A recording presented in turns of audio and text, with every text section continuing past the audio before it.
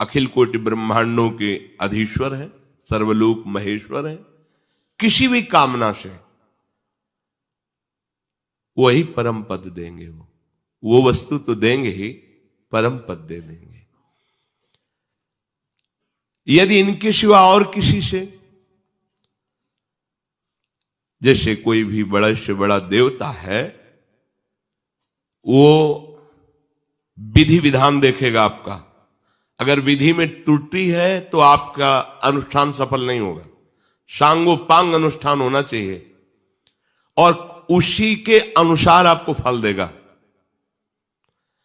आप जहर मांगो तो जहर दे देगा, जो मांगो वो आपकी जितना तपस्या है, जितना साधन है, उसमें अगर त्रुटि है तो नहीं मिलेगा।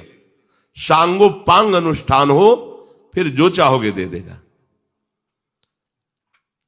पर हमारे प्रभु ऐसा नहीं करते, जो चाहोगे नहीं देंगे। तुम्हारा जिसमें मंगल होगा वही देंगे, अन्यथा नहीं देंगे। और त्रुटि हो जाने पर भी तुम्हारी अनुष्ठान की वृत्ति से फल नहीं देंगे। तुमने प्रभु के लिए प्रयास किया, अपनी कामना पूर्ति के लिए, प्रभु को वो इस बात पे रिज के अनुष्ठान से भी बढ़कर दे देंगे। इस राशि को सब कोई नहीं जानता, इसीलिए जल्दी प्रभु की शरण में नहीं होता। ये ऐसा करुणा में दरबार है, कहीं नहीं सुना, कहीं नहीं देखा। एक श्री हनुमान जी महाराज की सिद्धि कर रहे थे, बताया भी है सत्संग में। भीमसेन उनका नाम था और थे भी बहुत बलवान। और हनुमान जी की सिद्धि और भक्ति में अंतर है, ध्यान रखना। किसी भी महान महिमाशाली देवी देवता या जो भी भगवत पार्षद है, सहज भाव से इनकी आराधना करो, सफलता ही सफलता मिलेगी। वो आपको आगे बढ़ाते चले जाएंगे। और सिद्धि का तात्पर्य होता है उनको अधीन करना मंत्र के द्वारा। अब उसमें अगर अनुष्ठान में त्रुटि हुई तो तुम्हारी ऐसी तैसी भी हो जाएगी। परम कृपालु श्री हनुमान जी महाभागवत हैं।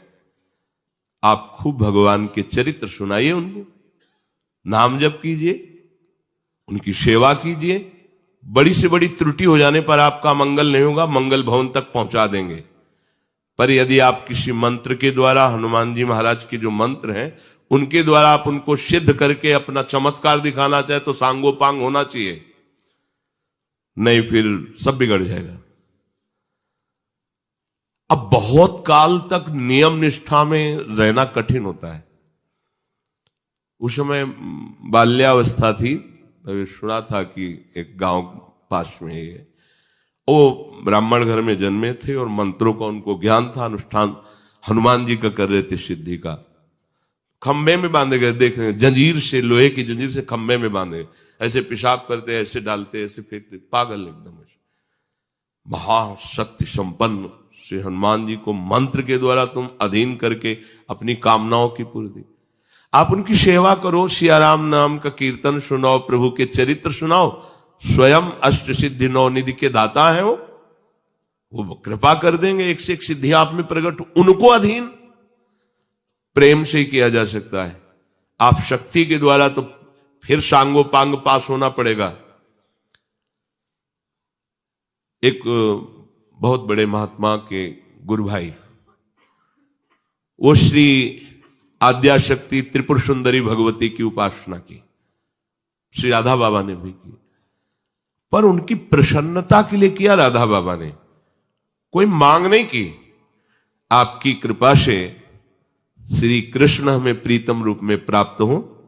गोपी जनों ने भी आद्याशक्ति कात्यायनी की उपासना बाबा ने भी की, पर वो इस भाव से नहीं कर रहे थे, वो दैवी शक्ति को सिद्ध करने की भावना से कर रहे थे। और बहुत सावधानी, जो बड़े महात्मा थे